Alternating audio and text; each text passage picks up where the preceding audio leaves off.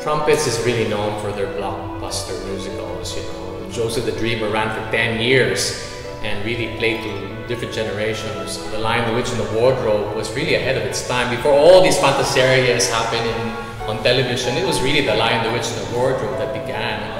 But what people don't know is that Trumpets is also known for the fact that it's doing original musicals. And because you do original musicals, the time to create one takes more. When sitting on the piano, that's where I try to come up with lush melodies, especially if you're thinking flight or Christmas. You gotta come up with melodies that sort of soar and have a feel-good feeling. So it needs to feel good on the fingers. If I sing the melody, it has to feel good. And on top of that, match the lyrics and the objective and the scene. We always have to look for material that we feel is going to be very entertaining, has a nice message, because after all, Trumpets always has to have some kind of godly message.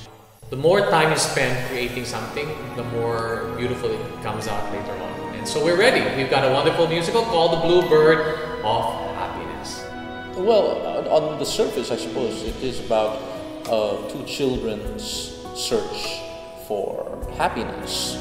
Obviously, they go from place to place. They look for happiness in the past, they look for happiness in the present, they look for happiness in the future.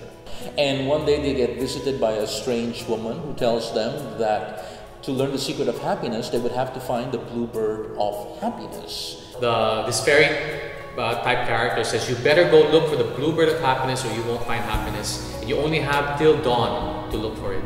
And therefore begins their adventure. A Bluebird is almost the same in the sense that these kids are looking for something and they go to all these adventures and meet all these interesting, fabulous characters.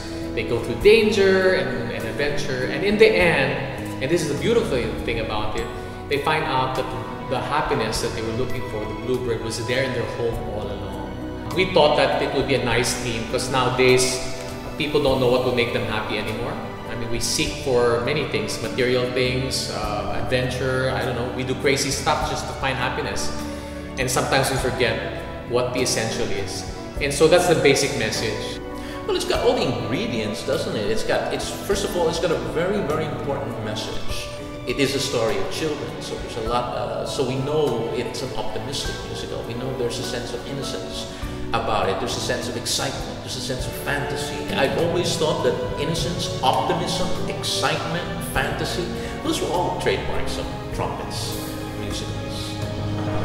And I think that's what makes it special.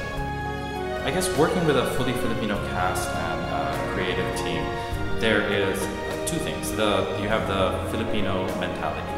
Having experienced a lot of things living in the same country, your ideas are all in the same direction, and usually they're all in the direction of making things better, making the show better, and because you're all on the same page, there's a sincere, let's say, care for looking out for the production and a sense of pride that comes with that. I think it's an incredible honor to be working with such a great creative team, working with Jaime del Mundo and Mio and Juan Faustino, and it's an incredible honor to be part of the major comeback of Trumpets.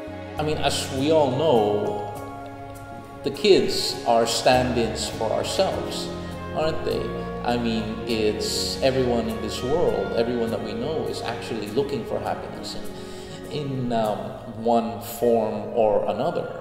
And we all have our own personal journeys.